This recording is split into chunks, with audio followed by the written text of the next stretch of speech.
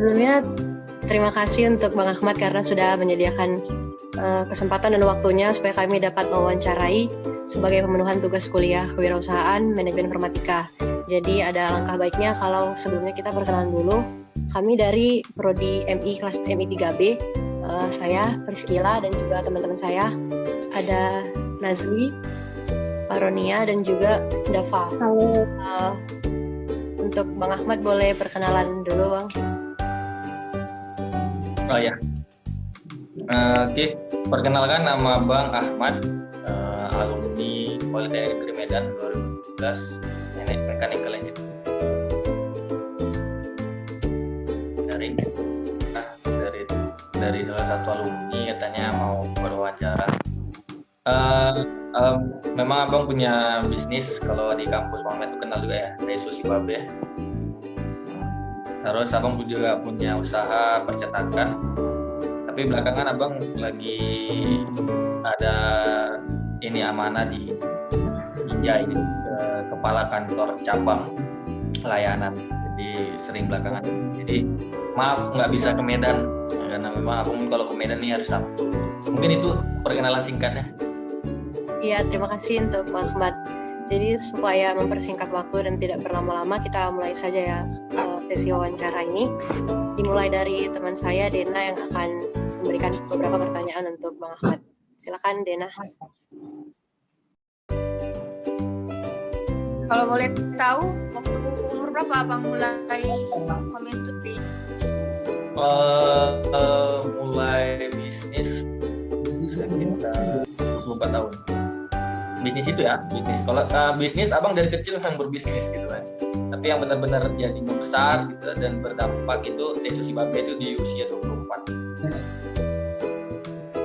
Boleh diceritakan sedikit nggak gimana awalnya, kenapa Taiso bisa masuk ke Polmed? Dulu abang menjadi ketua organisasi UMI, order itu dari anak kedokteran USU.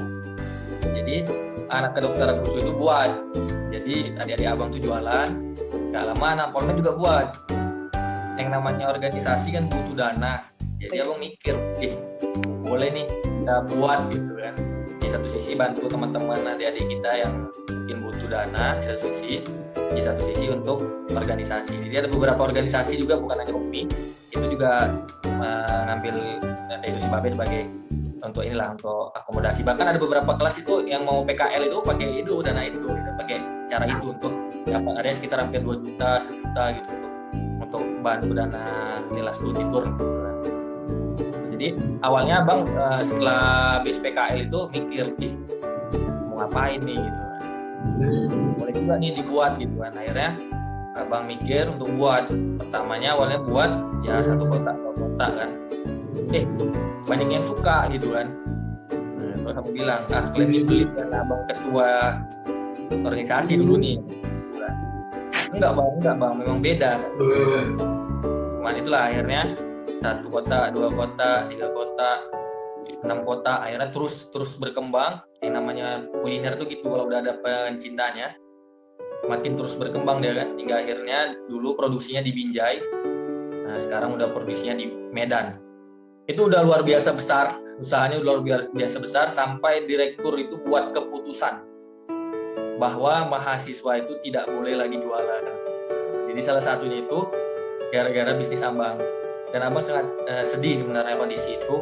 Bahkan tukang es yang pakai tempat itu atau centong ya bahasanya, itu sampai diusir juga. Dia bilang 15 tahun saya berjualan di Polmed, baru kali ini saya diusir.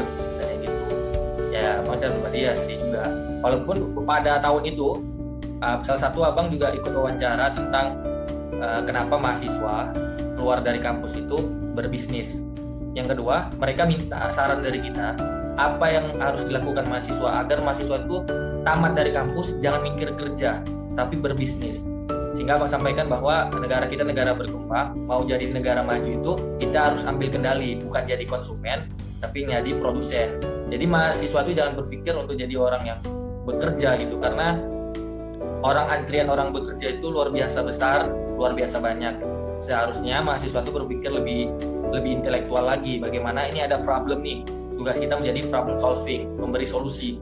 Salah satunya adalah bagaimana kita bisa memberikan pekerjaan. Kemarin itu adik abang tuh hampir 8 atau 9 itu yang kita rekrut, mereka tinggal gratis, mereka dapat uang makan harian, mereka dapat uang bulanan. Tapi ya itulah kondisinya, kita akhirnya dikeluarkan dari kampus tanpa ada negosiasi dan sebagainya. Padahal sangat berdampak kali gitu kan. Kadang-kadang beberapa mahasiswa itu ya datang ke kontrakan kita ngambil gitu kan.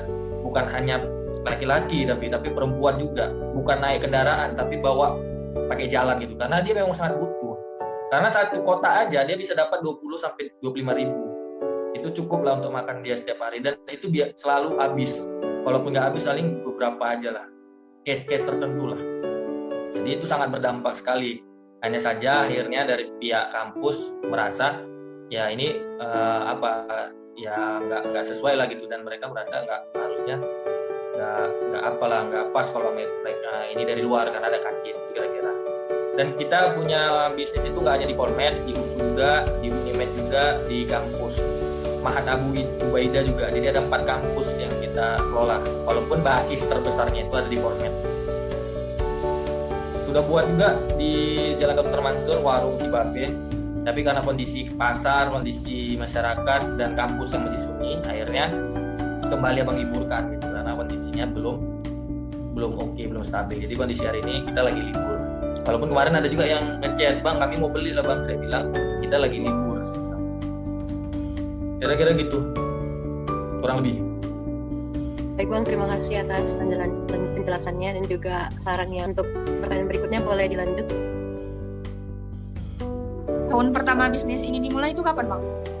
Tahun pertama sebelum abang tamat itu 2017, di sekitar bulan April, bulan Mei kita mulai.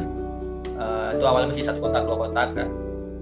Dan luar biasa pesat lah, abang bilang luar biasa pesat usaha ini gitu, karena itu 1 kotak 2 kotak itu hitungan bentar aja lah, hitungan paling seminggu 2 minggu. Selanjutnya habis itu udah banyak, kita udah antar banyak juga. Jadi sekitar bulan April Mei 2017. Lokasi utama pengolahan atau pemasarannya di mana? Yang pertama di 2017 itu kita punya ruko salah satu teman.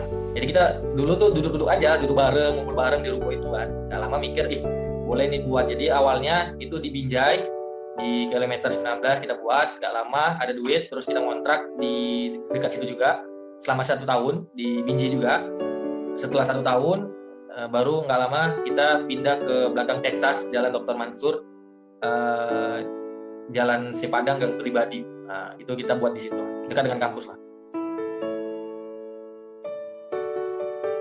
Jadi awalnya itu offline dengan sistem kita kasih goodie bag, kita kasih tempat wadah begitunya dan mereka pilih. Di awalnya kita offline aja. Kemudian setelah pandemi kita mulai buat warung, dan kala itu kita buat warungnya di Jalan Dr. Mansur sebelah Masjid Istiqomah sebelum Hotel Grandika. Itu abang buat Grab Food-nya, abang buat GoFood-nya, abang buat pakai sistem BRIS ya, kris yang sistem bayar online. Tapi karena kondisi pandemi dan mahir tidak, memang akhirnya tidak berjalan dengan baik. Jadi itu sampai saat ini kita libur dulu. Itu sempat kita ngirim ke beberapa tempat di AJD. Jadi kita buat frozennya dan kita kirim ke beberapa tempat. Sempat ke Kuala Tanjung, pegawai Inalum, sempat ke Kisaran juga, ada beberapa tempat yang pernah kita antar. Baik bang, berarti sudah pernah pakai GoFood atau GrabFood gitu ya bang? Sudah ada GoFood-nya, sudah ada GrabFood. Menurut abang seberapa membantu media ojek online untuk meningkatkan jumlah pelanggan? Yang pertama karena kondisi pandemi, pas aplikasi startup yang begitu masih belum sangat membantu, karena mereka secara fee itu cukup besar. Kalau misalnya di GoFood mereka minta 20% dari penjualan, kalau dari GrabFood mereka minta 25% dari penjualan. Jadi luar biasa besar gitu, sehingga di kondisi pandemi begini itu belum sangat membantu. Apalagi kondisi pandemi, mereka tetap tidak mengurangi gitu yang mereka minta gitu. Di mana masyarakat masih kondisinya sangat sulit.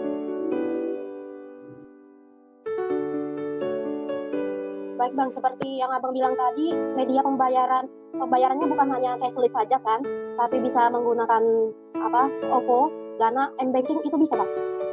Ya, pakai M-Banking sekarang sebenarnya itu semua perbankan itu harus menggunakan namanya KRIS, pembayaran online. Jadi semua dari BI, aturannya dari BI itu ada KRIS. Jadi kalau misalnya mau nepak dari OVO, nepak dari apa, bisa ada barcode-nya.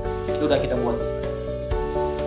Baik Bang, untuk media cashless ini menurut Abang seberapa membantu untuk produk yang dijual kan? Yang pertama karena dia memang belum secara sosialisasinya belum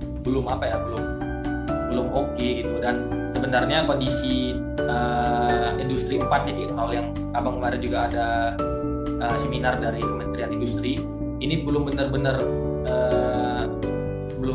menyatu lah di dalam industri di Indonesia, walaupun kita akan bergerak di situ. Jadi kalau kita punya fasilitas itu belum sangat banyak yang pakai begitu, masih banyak yang pakai cash dan sebagainya. Tapi ke depan future itu sangat-sangat membantu karena ya kita bakal punya aplikasi-aplikasi online yang lebih banyak lagi ya, dan orang udah nggak akan pakai cash lagi, tapi memang pakai digital.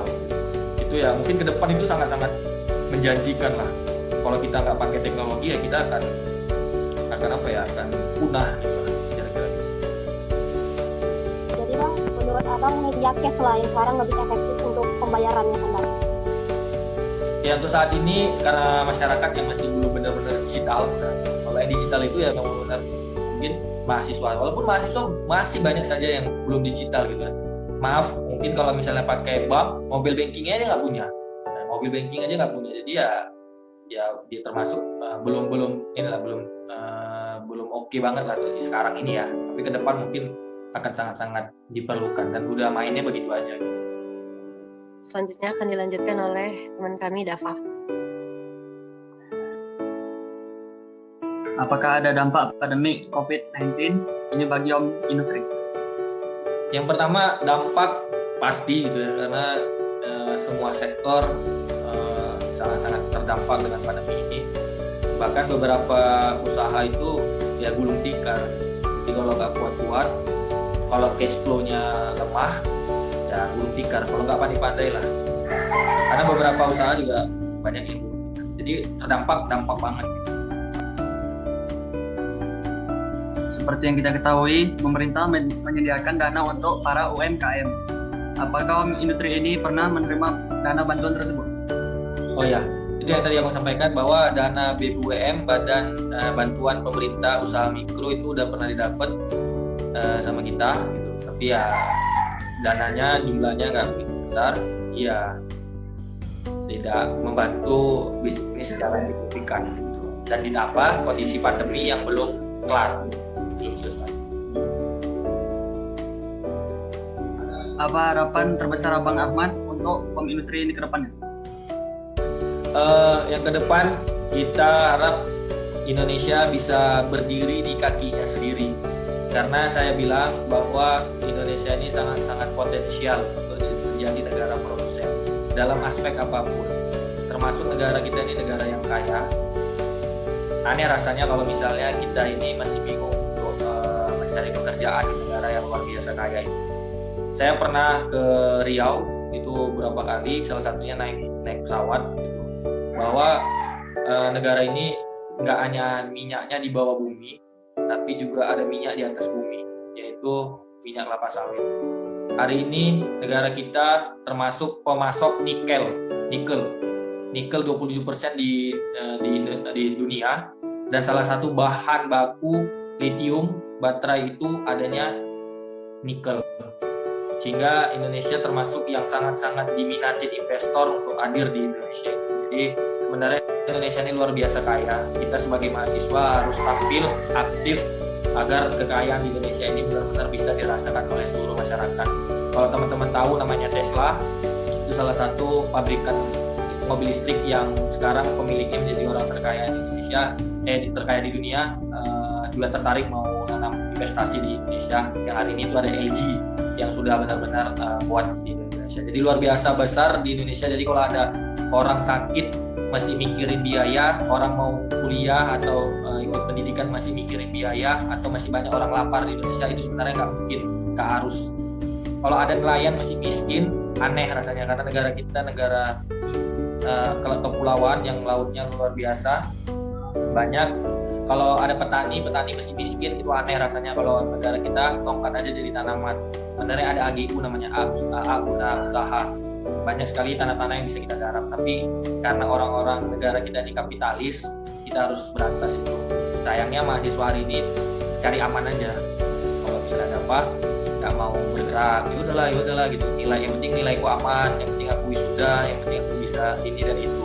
Itu sebenarnya bukan mahasiswa, karena abang bilang kepada teman-teman semua bahwa nggak penting gelar hari ini, nggak penting nilai kalian berapa, karena Elon Musk itu aja dia mengatakan bahwa saya nggak butuh orang tamatan sarjana S1, S2, S3. Walaupun dia orang sekelas SMA, tapi mereka mengerti algoritma, maka beliau layak untuk bekerja di perusahaan saya.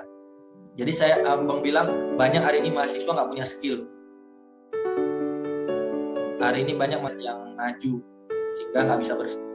Jadi harapan kita ini harus benar-benar bisa bersaing. Jangan jadi orang yang ngikutin aja, apalagi nilai.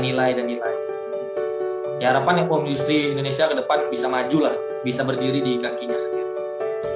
Sebelumnya Bang, usaha Taiso ini kalau di Grab atau di GoFood boleh tahu nggak namanya apa? Soalnya kami juga banyak dari teman-teman yang rindu untuk makan Taiso karena kemarin sempat keluar kebijakan kalau nggak boleh jualan kan.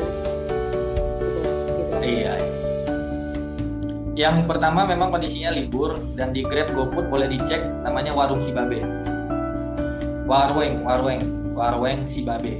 Masuk di Neraca juga tuh. Di Neraca ada juga sempat di mereka posting tapi posting story aja. Pesan terakhir abang ya. Iya Bang, boleh. Abang harap Indonesia ini mau naik dari negara berkembang menjadi negara maju, dan abang nggak ingin mahasiswa itu di comfort zona nyaman. Zona nyamannya apa? Yang penting kerja. Kalau bisa mahasiswa itu berpikir untuk membuka lapangan pekerjaan. Nggak mudah memang, tapi kalau kita punya mindset yang oke, punya usaha yang kuat, abang yakin kita bisa. Jadi abang tidak tertarik dengan mahasiswa yang tamat cari kerja, tapi mahasiswa tamat buat usaha, tamat buat lapangan pekerjaan. Kira-kira gitu. Mungkin dari abang itu. Baiklah Bang, nanti video rekaman dari Meet ini akan kami share ke YouTube. Jadi semoga pesan-pesan dari Abang bisa tersampaikan ke banyak mahasiswa yang akan menonton video kami nantinya. Sekali lagi terima kasih banyak karena sudah menyediakan waktu dan juga memberikan kesempatan kepada kami. Untuk seterusnya semoga kami doakan Abang sehat selalu dan sukses dalam karir, usaha maupun impiannya semoga tercapai. Mungkin itu aja kurang lebih dari kami. Jika ada kesalahan atau kata-kata yang kurang baik mohon dimaafkan. Teman yang lain mungkin ada kata-kata tambahan. Terima kasih Bang. Terima kasih Bang. Yuk, sama-sama.